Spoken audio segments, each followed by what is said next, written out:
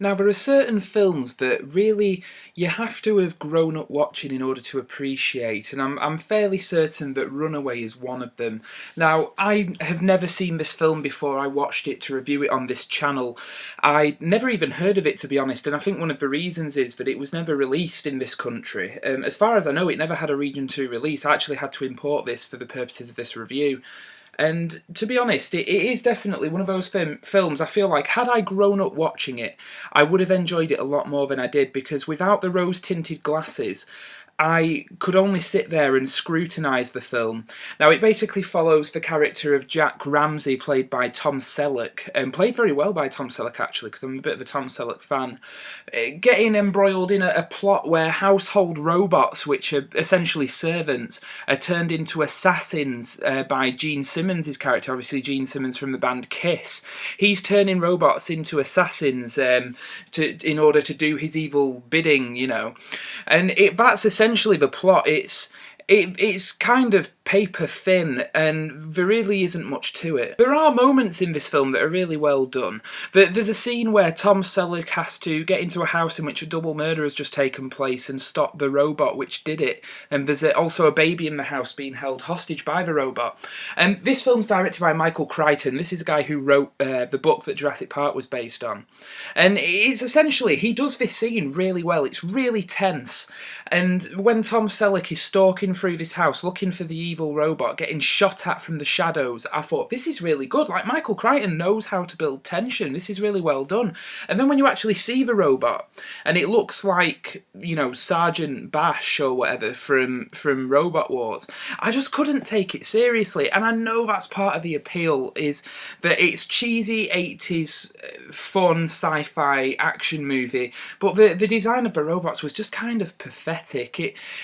They were not sinister at all, and I just couldn't get into this film. I did not find it accessible. There were certain moments in it that, you know, I could sit, watch and enjoy, but on the whole, I just found it quite boring and just completely uninvolving. You know, I just couldn't get into it at all. And like I said, I like Tom Selleck, and I like the fact that this was very much, you know, the Indiana Jones era of a flawed hero where he's scared of heights but will have to overcome that fear in the final confrontation when he's fighting Gene Simmons. But there was just, the characters are paper thin, the plot's paper thin, I like the fact that they had real robots. Obviously the design was probably so rubbish so that they could actually have the working robots on set, so, you know, I can kind of forgive that.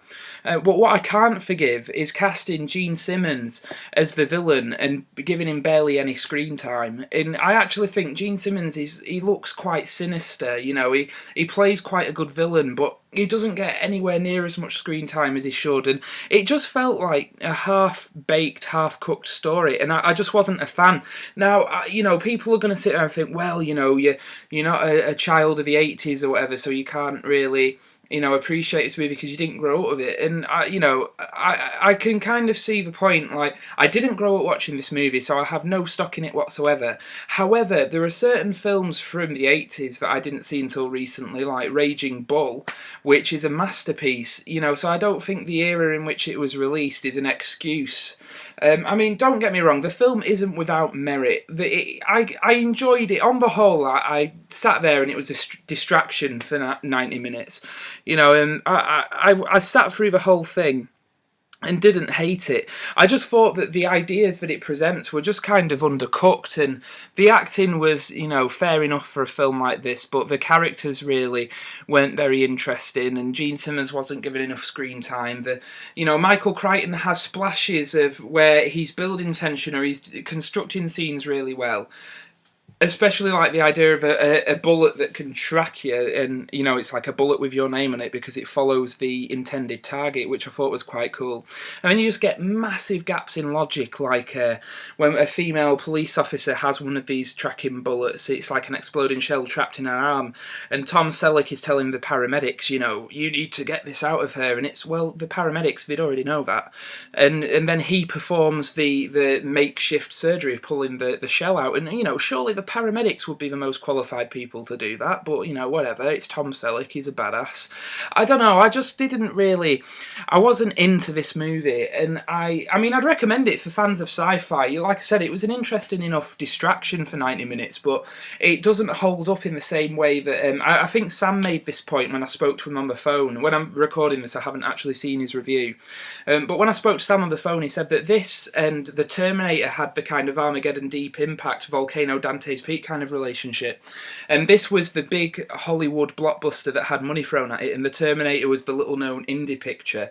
And The Terminator really holds up. It's an absolute sci-fi masterpiece, and this is just kind of a forgotten, trashy, fun Tom Selleck movie. And I'd recommend it for fans of sci-fi, but for any casual viewers, you're probably not going to get much out of this. But like I said, it wasn't completely without merit. You know, seeing it's essentially Gene Simmons with robotic spiders fighting Tom Selleck's mustache, which, you know, had it lived up to that, I would have enjoyed it a lot more. But as it is, it's an interesting enough distraction, and yeah, I'm kind of on the fence about it. There's some stuff I like, some I don't, but I just wasn't really impressed. Anyway, that's Runaway.